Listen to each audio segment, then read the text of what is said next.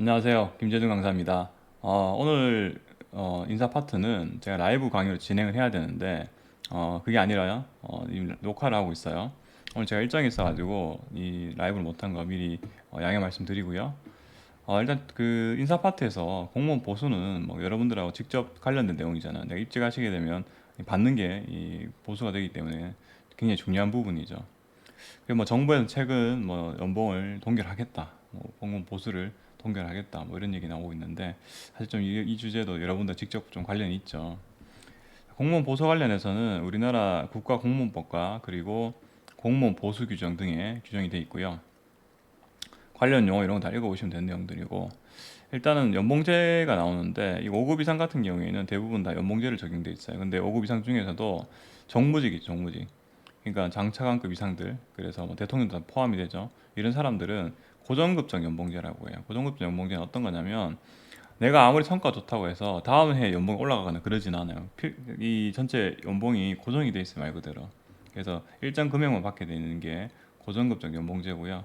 고위공무원단 같은 경우에는 직무성과급적 연봉제를 제공하고 있어요. 그래서 이 직무성과급적 연봉제는 기본 연봉에다가 성과 연봉 합하는 개념인데 기본적으로 다시 기준급과 직무급을 나누게 돼 있어요. 이 기준급은 어떤 거냐면 내가 이때까지 쌓아온 성과. 예를 들어서 20년 동안 어떤 경력과 그리고 이때까지 쌓아온 성과를 반영해서 기준급이 정해지고요. 그리고 직무급은 내가 새로 맡게 될 업무의 중요성, 그러니까 여기 표현이 이렇게 되죠. 곤란성과 책임 정도에 따라서 반영이 돼 있어요. 고위공무원단 같은 경우에도 가급 직무가 있을 테고요. 나급 직무가 있겠죠. 그에 따라서 이렇게 받게 돼 있고요. 그리고 성과 연봉은 내가 작년에 업무 성과를 얼마나 잘 냈느냐에 따라서 결정이 되는 부분이에요. 내가 작년에 성과 좋았어. 그럼 올해 그 성과를 반영해서 성과 연봉을 주는 거죠. 다 합산을 해서 그래서 이렇게 고위공무원단의 연봉은 정해지고요. 나누기 12 하면 되겠죠. 자, 그리고 5급 이상 같은 경우에는 이게 그러니까 5급 이상 당연히 뭐 정부직이나 고위공무원도 다 5급 이상이긴 한데 이게 해당하지 않는 5급 이상들 있죠. 예를 들어 일단 일반적 5급 공무원들, 4급 공무원들 이런 사람들은 성과급적 연봉제요. 직무 성과급이 아니라 직무란 단어가 빠져 있죠. 그래서 기본 연봉과 성과 연봉으로만 이루어져 있고요. 저 같은 경우에는 그 제가 근무한 도중에 중간에 원래는 4급 이상이 그 성과급적 연봉제였는데 확대가 됐어요, 제도가 5급 이상으로. 그러다 보니까 저는 초반에 입직 초반에는 호봉제로 받다가 이제 5급 제도 바뀌면서부터 이제 연봉제로 받았어요. 그래서 호봉제 같은 경우에는 여러분들 뭐 명절 수당이니 뭐 정급 수당이니 각종 수당들 얘기하잖아요. 그게 받는 시기가 다 다른데 연봉제는 그런 걸 다 합쳐가지고 매월 받는 금액을 이제 일정하게 하는 거죠. 연봉제가 다 좋은 게 아니겠죠. 그래서 연봉제는 직업 공무원제 및 계급제를 약화시킬 수 있는 요인이 될 수 있고요. 그리고 이 경쟁이 될 수밖에 평가를 통한 경쟁이 될 수밖에 없으니까 공동체 의식이나 팀 정신을 약화시킨다라고 했어요. 당연히 1년을 12개월 나눠서 지급하는 게 연봉제고요. 자, 그다음 두 번째 주제가 총액 인건비제라는 게 있어요. 총액 인건비제도. 총액 인건비제도는 한마디로 전체 인건비에 대해서는 총액만 정해주는 거예요. 전체 파이만 정해주고 그 안에서 그 각 기관이 그 안에서 인력의 규모와 종류를 결정하는 거예요. 규모. 예를 들어서 뭐 A 기관에서는 이 고위직을 좀 많이 사용하겠다. 그러면 뭐 4급을 10명 사용할 수도 있고요. 근데 또 B라는 기관은 고위직보다는 실무진이 필요하다. 그러면 뭐 한 8급이나 9급 공무원을 한 20명이나 사용하겠다. 근데 그 인건비는 기본적으로 이 계급 등급이 올라가면 보수가 올라가잖아요. 그래서 동일한 전체 이 인건비라는 어떤 한도가 일정하다면 고위직은 적게 쓸 수 있고 하위직은 많이 쓸 수 있어요. 근데 그 부분에 대해서 각 행정기관이 결정하도록 하는 게 이제 총액 인건비 제도고요. 2007년 노무현 정부 시절에 전 중앙행정기관 대상으로 도입되고 무조건 해야 되는 게 아니에요. 하는 게 아니라 총액 인건비제를 운영할 수 있다 돼 있어요. 운영할 수 있다 돼 있고요. 그래서 이 가장 이 제도를 도입한 이 취지는 이거죠. 정원이나 보수 등에 관해서 각 부처의 자율성을 확대시켜 주는 거죠. 그래서 부처마다 사정이 다르잖아요. 어떤 부처는 고위직보다는 좀 하위직 실무진 위주로 좀 많이 꾸려야 되는 부처가 있을 테고 또 어떤 부처는 실무진보다는 좀 고위직 위주로 인력을 사용해야 되는 경우 있겠죠. 그래서 그 그 어떤 사용 어떤 그 용도를 각 부처에 자유를 맡기는 거예요. 자, 나머지 읽어보시면 되고요. 문제 풀어볼게요. 두 번째 문제요. 공무원 보수는 표준의 일반의 표준 생계비랑 물가 수준 그 밖의 사정을 고려해서 정해야 하며 민간의 임금 수준도 고려가 돼야 되겠죠. 당연한 얘기고. 네 번째요. 고정급적 연봉제는 말 그대로 기본 연봉으로만 구성이 돼 있죠. 다른 거 성과를 잘 낸다고 해서 다음에 연봉을 더 받거나 이러진 않죠. 자, 여섯 번째 문제요. 총회인건비 제도는 노무현 정부 때 도입됐어요. 마지막이에요. 총회인건비 제도는 일반적으로 기구나 정원에 대한 각 부처의 자율성 확대시켜 주려고 도입한 거예요. 뭐 자유를 주면 당연하게 그에 대한 성과에 대한 책임도 같이 따라오겠죠. 자, 그래서 이렇게 정리하시면 되고, 열 번째 문제예요. 공무원 연금이죠. 이 공무원 연금도 굉장히 중요한 요인이죠. 우리 공직자가 되기 위한 이제 큰 인센티브가 될 텐데, 연금 재정 확보 방식과 확보와 관리 방식에 따라서 기금제와 비기금제를 일단은 구분할 수 있어요. 기금제는 말 그대로 돈을 모아서 나중에 퇴직할 때 이 공무원들한테 연금을 지급하는 방식이고요. 비기금제는 미리 모아두는 게 아니에요.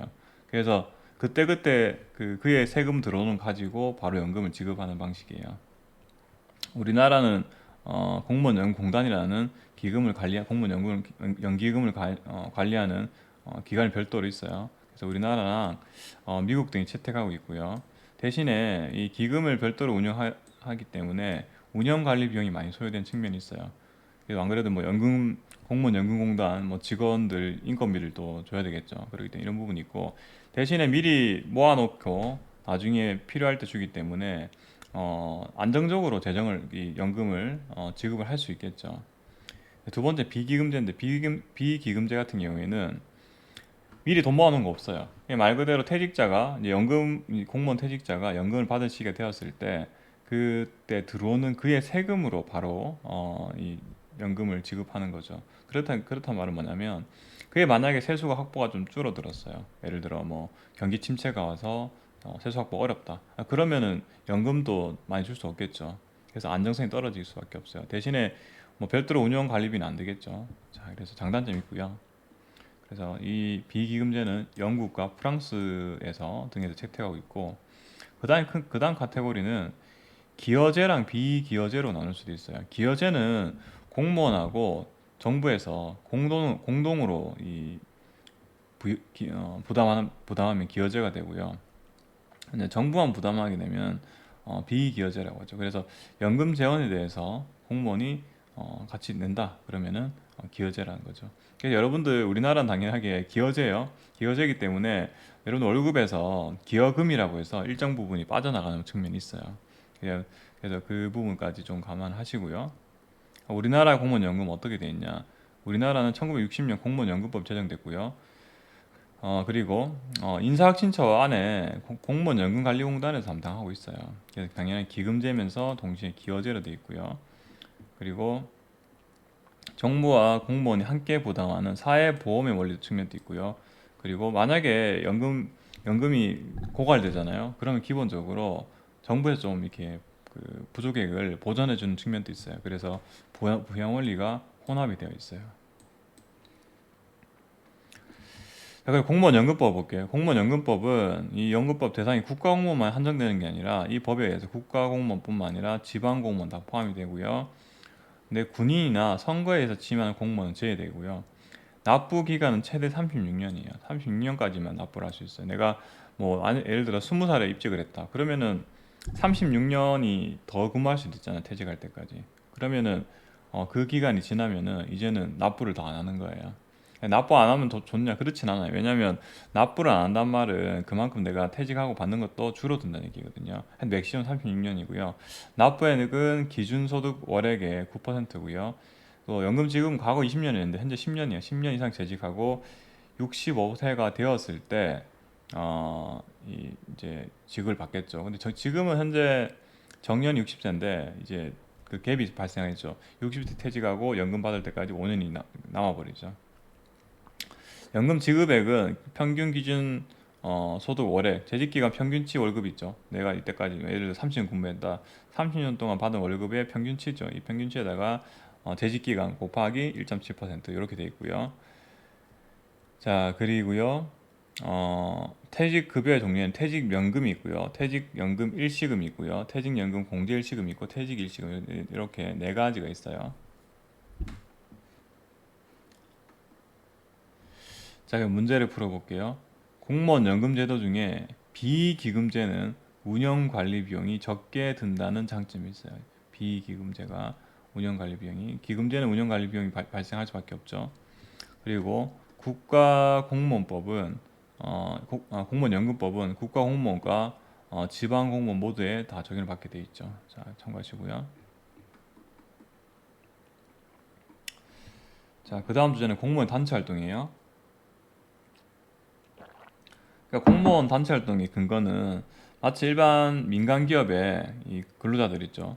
근로자들이 단체 활동 하잖아요. 예를 들어서 뭐 그 노조에서 활동을 하죠. 근데 공무원에 대해서는 어쨌든 공무원도 국가에서 근무한 사람들이니까 이러한 단체 활동을 허용해줘야 될 텐데 어디까지 일반 민간하고 좀 다르겠죠. 특수성이 있으니까. 그럼 어디까지 이걸 허용해야 되냐에 대한 이야기예요.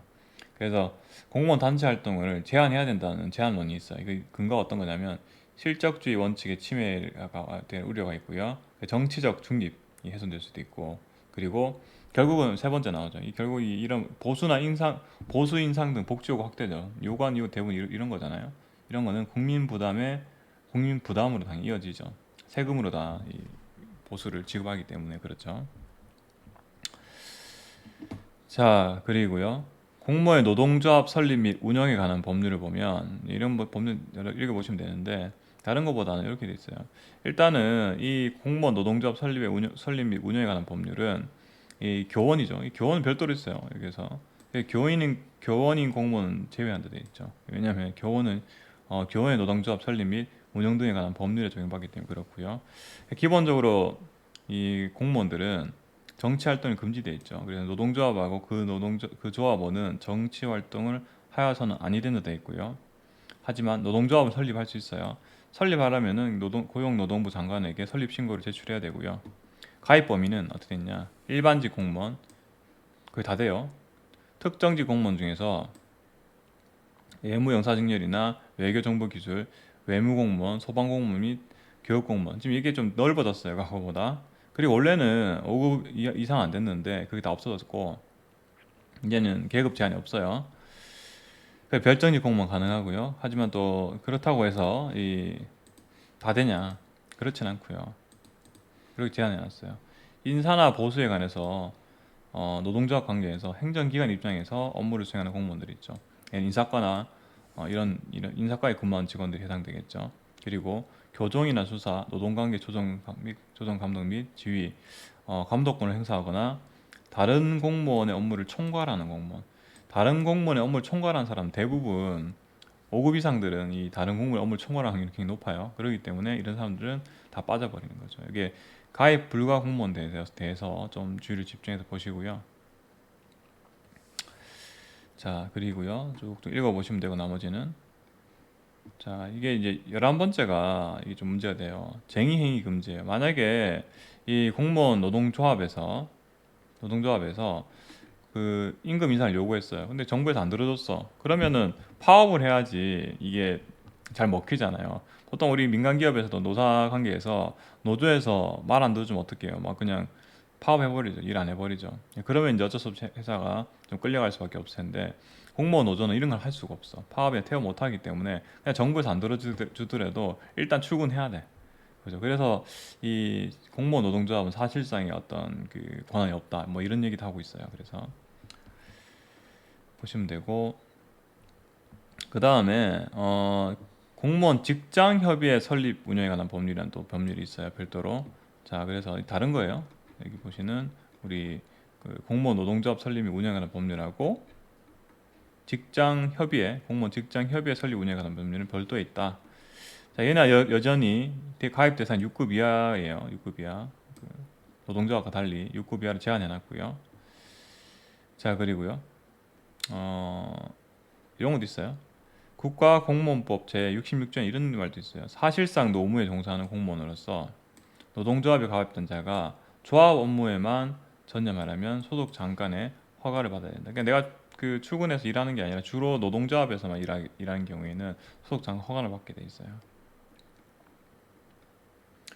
자, 두 번째 문제 볼게요. 공립초등학교 교사는 공무원 노동조합 설립 및 운영 등에 관한 법률에 적용받는 게 아니라 다른 법률이 다른 법률. 교원에 관해서는 별도의 법률이 있다 말씀을 드렸죠.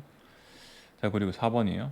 공무원 노동조합 설립 및 운영 등에 관한 법률상 단체 교섭 대상은 조합원의 보수에 관한 상황이에요. 그러니까 이게 아무거나 다 요구되는 게 아니라 그 조합원들의 어떤 직접적 복지랑 관련된 것들 이건 요구하라는 거예요. 기관의 조직이나 정원 이런 거는 이 정부의 고유 권한이잖아요, 그죠? 이게 무슨 복지랑 관련된 게 아니기 때문에 이런 거는 빠지죠. 그래서 이게 니은이 틀린 내용이 되고요.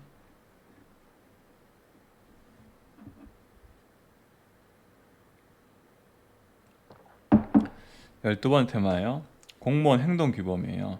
행동규범 어떤 내용이냐면 공무원으로서 말 그대로 지켜야 될 내용들이에요. 특히 이제 첫 번째 나오는 게 국가공무원법이고 얘는 이제 복무 규정에 보면 선서 그리고 각종 어떻게 보면 당위적인 어떤 의무들이 있어요. 성실 의무 그리고 상사에 복종해야 될 의무 그리고 직장 이탈 금지 그리고 친절 공정의 의무 그리고 종교 중립의 의무 그리고 비밀 엄수의 의무 그리고 청렴의 의무 그리고 외국 정부 등으로부터 영해등을 받는 경우 못 받는 게 아니라 대통령 허가를 받으면 다 받을 수 있고요.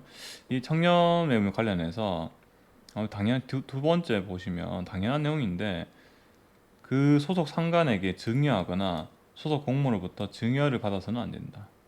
직무상 관계가 있든 없든 간에 사실 상식적으로 맞는 내용이죠. 내가 상관한테 뭐 증여를 해줄 일이 없잖아요. 뭐 업무랑 관계 있든 없든 간에. 그다음 품위유지 의무 이런 것들이 있죠. 그래서 여러분들 아마 뭐 공무원들이 밖에서 행패를 부린다거나 이러면 이제 이 품위유지 의무 위반이다 뭐 이런 내용이 나온 걸 보신 적 있을 거고요. 그리고 영리 업무 및 겸직도 하지 못해요. 그래서 내가 예를 들어 공무원 하면서 월급이 적어서 커피숍 하나 더 차렸어. 그럼 그런 거 안 되는 거죠. 영리 업무를 하지 못하게 돼 있어요. 그리고 겸직도 기본적으로 안 되지만 이 소속 기관장이 허가하면 가능하긴 해요. 그리고 정치 운동도 금지가 돼 있어요. 그래서 공무원은 정당이나 그 밖의 정치단체 결정에 관여하거나 가입도 못하게 돼 있고요. 자, 그리고 공무원 선거에서 특정 정당 또는 특정인을 지지 또는 반대하기 위해서 다음 행위를 해서는 아니 된다고 되어 있죠. 그러니까 특정 정당을 위해서 하면 안 되겠죠. 이 정치적 중립 의무가 있기 때문에 이런 것도 하면 안 되게 되어 있고요. 자, 그리고요. 세 번째, 공무원은 다른 공무원에게 이러한 행위를 하도록 요구하거나 정치 행위에 대한 보상 또는 보복으로서 이익 또는 불이익도 약속해서는 아니 된다 되어 있고요. 자, 미국 같은 게 해치법을 통해서 공무원 정치 활동 제한하고 있고, 이 공무원의 정치적 중립 관련해서 필요성을 얘기하는 경우가 있어요. 왜 필요하냐? 부정부패 방지해야 된다. 그리고 행정의 안전성과 전문성이 제고돼야 된다. 정치 세력화 방지, 그리고 직업 공무원제 확립, 그리고 국민 전체의 이익을 해서 특정한 뭐 정당이 아니라 공평무사하게 봉사해야 된다. 그리고 선거에 개입하지 말라는 거죠. 국민 선거하라는 거고, 단점은 딱 하나죠. 공무원도 이 정치적인 어떤 기본권이 있을 텐데 이런 부분을 제약하는 단점이 있죠. 자, 그래서 국가공무원법상 나왔던 내용 말씀을 드렸고요. 여기 이 파트에서 이 테마의 중요한 부분은 각 법에서 어떤 내용을 정하고 있는지를 잘 구분하시는 게 제 핵심이에요. 뭐 세부적인 것도 중요하지만 그래서 두 번째는 공직자윤리법이야. 공직자윤리법에는 어떤 내용을 담고 있냐면 공직자 및 공직 후보자의 재산 등록과 그리고 등록한 재산의 공개 그리고 만약에 그 주식이 있다면 주식 백지 신탁 그리고 퇴직했다면 퇴직 공직자의 취업 제한이나 행위 제한 등을 규정하고 있어요. 그 타이틀은 공직자윤리법인데 사실 이 내용들을 다 디테일하게 보시면은 실제로는 부패를 방지하기 위한 사전적인 어떤 예방적인 차원의 것들을 좀 많이 담고 있어요. 자, 그래서 볼게요. 2조의 1을 보면 이해 충돌 방지 의무도 있어요. 그래서 직무가 공직자의 재산상 이해와 관계에 대해서 공정한 직무 수행이 어려운 상황이 일어나지 아니하도록 노력해야 된다. 예를 들어서 여러분들 이런 것 나중에 그 필기심 합격하시면 면접을 준비하실 텐데 면접관들은 이렇게 돼 있어요. 혹시나 내가 아는 사람이다 이렇게 되면은 일부러 회피하도록 돼 있어요. 회피 만나지 않도록 그 이해 충돌이 되는 것을 방지하기 위한 것들이죠. 자, 그리고 세 번째요. 3조 등록 의무자인데 재산 등록하게 돼 있어요. 재산 등록. 그래서 4급 이상 공무원들 기본적으로 4급 이상 공무원들은 다 자기 재산을 등록하게 돼 있어요. 등록해야 돼 있고 등록 대상의 범위는 어떻게 있냐면 이렇게 돼 있죠. 본인이나 배우자 그리고 본인의 직계 존속 그리고 직계 비속 등의 재산이 포함이 되게 돼 있어요. 그래서 이러이러한 사람들은 내뿐만 아니라 본인뿐만 아니라 이렇게 가족들까지도 일부 재산이 다 등록 대상이 되고요. 자, 그래서 기본적으로 4급 이상 공무원들이 재산 등록자 의무자라 보시면 되고요. 그래서 4급 이상 공무원이에요. 그리고 7급 이상인 경우에는 어떤 경우냐면 조금 그 인허가랑 관련된 그 담당자를 생각하시면 돼요. 세무나 감사, 건축, 토목, 환경, 식품 위생 분야의 대민 업무 담당 부서 공무원. 이게 여기 어때? 왜냐면 이게 한마디로 그 뇌물을 받을 그 여지가 좀 큰 분야인 거라 생각한 거죠. 그래서 이 같은 경우에는 7급 이상이에요. 7급 이상. 그리고 그럼 대략 4급 이상 공무원은 다른 그 특정직 공무원 등 다른 공무원 생각했을 때 어느 정도 되냐면 국립대학의 학장, 총경 이상의 경찰 공무원, 소방정 이상의 소방 공무원, 교육감 및 교육장 포함이 되고요. 법관 및 검사 다 포함이 되고요. 대령 이상의 장교와 이에 상당하는 공무원들, 자 그리고 정무직 다 포함이 되고요, 당연히. 전반 4급 이상 다 들어와요. 그리고 헌법재판소, 헌법연구관 등이 다 등록 의무자예요.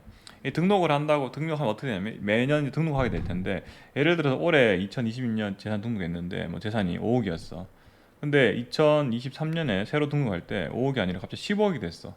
공무원들은 5억에서 10억이 한 번에 될 수가 없잖아요. 그러면 이제 관리가 되는 거죠. 이게 문제가 여기 이 소명해야 되는 거죠. 그래서 이런 공무원들의 재산을 관리하기 위해서 등록을 하게 돼 있고 모든 공무원 대상이 아니라 이렇게 기본적으로 4급 이상 공무원들이 다 돼요. 그리고 특수한 경우에는 7급 이상 공무원들이 다 이 재산 등록 대상자가 되는 거죠. 그리고 등록한 재산을 공개를 해야 되는 경우도 있어요. 공개하는 경우에는 한마디로 대외적으로 공개를 해야 되는 건데 여기서 만약 등록하는 내부적인 그 행정기관 내부적인 등록 부분이고 등록 재산의 공개 부분은 이런 거예요. 등록한 사람들 중에서 되게 고위직들 있죠. 1급 이상 생각하시면 돼요. 1급 이상. 1급 이상. 정무직은 제가 뭐 1급 위에 있다 말씀드렸죠. 그래서 1급 이상 공무원들은 대부분 등록 재산 또 공개를 하게 돼 있어요. 예를 들어서 시도에 있는 뭐 부시장들 있죠. 부지사 이런 사람 다 등록 재산의 공개 대상이고요. 당연히 단체장들도 전부 다 등록 재산에 공개가 돼 있죠. 정무직 공무원들. 자, 그래서 이렇게 보시면 되고. 자, 그리고 이 주식도 매각 또는 신탁 및 심사를 받게 돼 있어요. 그래서 어떤 거냐면 예를 들어 내가 장관 후보자로 지명을 받았어요. 근데 내가 아주 굉장히 큰 기업 CEO였어, CEO. 그런데 내가 뭐 내 그 사업 필드랑 관련된 부처에 장관이 돼. 그러면은 내가 운영하던 어떤 회사의 운영에 좀 유리한 쪽으로 정책을 펼칠 수가 있겠죠. 그래서 이런 경우에는 주식을 매각해버리라는 거죠. 그러니까 이해 충돌이 발생하지 않도록 매각하라는 거죠. 근데 그 금액이 얼마냐면 3천만 원밖에 안 돼요. 3천만 원 넘어가 버리면 그 주식은 매각하게 돼 있어요. 그래서 재산공개 대상자의 주식의 직무 관련성을 심사 결정. 그러니까 이게 내가 가지고 있는 주식이 내 직무랑 관련 있나 여부를 심사 결정하기 위해서 인사확신처에 주식백지 신탁 심사위원회가 있고요. 그래서 관련성 있다 이래버리면 매각을 하거나 백지 신탁을 해버려야 되는 거예요. 자, 그리고 외국 정부 등으로부터 받은 선물의 신고인데 공무원 또는 지방에 다 포함되죠. 공직 유관단체 임직원은 그 직무와 관련해서 외국인에게 미국 화폐 100달러 이상이나 국내 시가 10만 이상의 선물을 받으면 돌려주는 게 아니라 지체 없이 소속 기관이나 단체 장에게 신고하고 그 선물을 인도하게 돼 있어요. 인도. 이렇게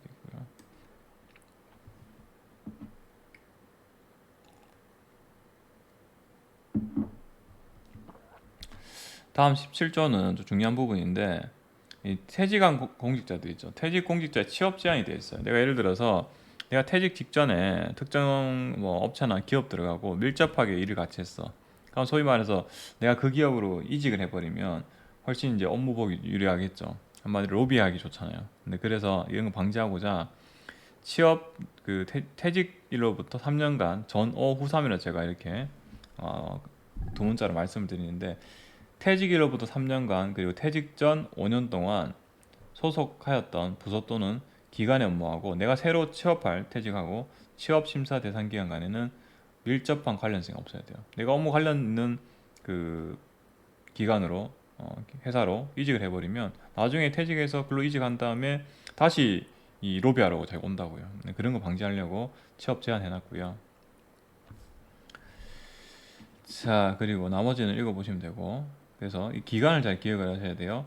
퇴직일로부터 3년이고 퇴직 전 5년이에요. 그래서 저는 앞 뒤에 이제 퇴직 전부터 먼저 그 설명을 드리는데 전오 후삼으로 기억하시면 쉽다고 말씀을 드렸어요. 그리고 또 부패방지법이라는 게 있어요. 이 원래 전 줄여서 말씀드렸는데 부패방지 및 국민권익위원회 설치와 운영에 관한 법률이라는 게 있어요. 자, 여기 보면은 공직자의 부패행위 신고가 있어요. 부패행위 신고. 그래서 여기 보면은 그 공직자윤리법에는 법 이름은 윤리법인데 사실은 그 부패 행위가 일어나지 않도록 예방적 차원 내용을 담고 있고, 이 부패방지법에는 약간은 그 예방적 차원보다는 그 사후적인 거 있죠. 사후적인 거. 그러니까 부패 행위가 일어난 후에 어떻게 대응해야 되는지, 행동해야 되는지 내용을 담고 있어요. 그래서 공직자는 지체 없이 이러한 부패 행위를 보면은 수사기관이나 감사원 또는 국민권익위원회에 신고해야 될 의무가 있고요. 자, 그리고요. 이런 것도 있어요. 62조에 보면 내부 고발자 보호죠. 불이익 조치 금지 등인데, 누가 신고를 했어. 내가 내부 공무원인데 우리 기관에서 이 부패행위 발생해서 신고했다. 그러면 이 사람에게 불이익 조치를 해서는 아니 된다고 이 법에 명시해 놨고요. 그리고 감사도 할 수 있어요. 감사도 청구할 수 있는데, 국민은 공공기관의 부패행위에 대해서 국민 연소로서 감사원에 감사도 청구할 수 있어요. 자, 그리고 이 비면직자, 한마디로 내가 부패행위로 인해서 퇴직이나 파면 해임된 경우에는 퇴직일로부터 5년간 취업 제한 기간에도 취업할 수가 없어요. 자, 그죠? 조심해야겠죠.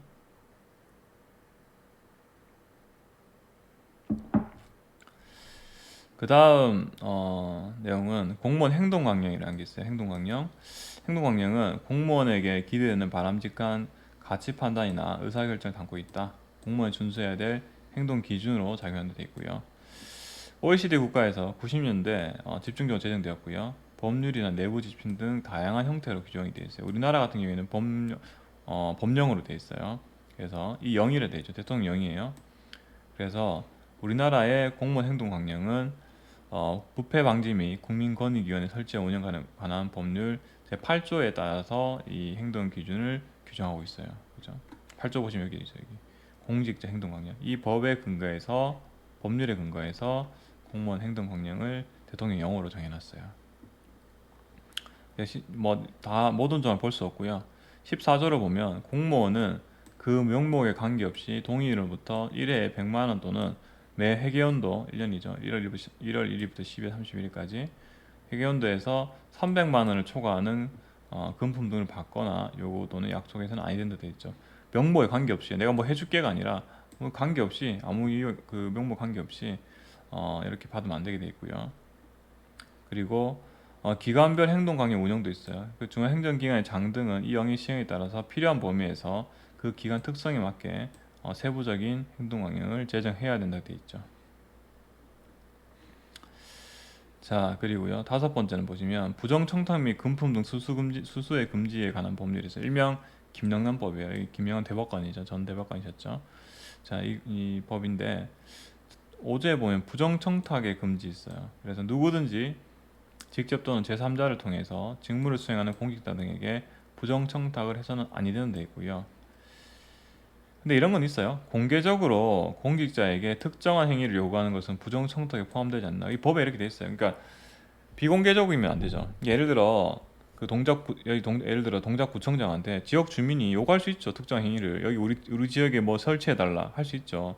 근데 이건 공개적인 건 가능한데 이 공개적이지 않은 비공개적으로는 하지 말라고 돼 있어요.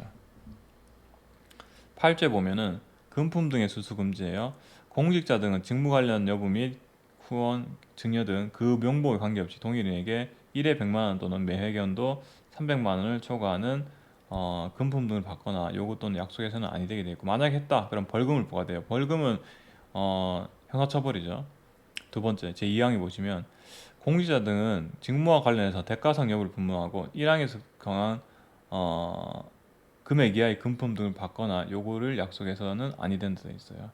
자, 그래서 요것들은 과태료를 부과하게 돼 있죠.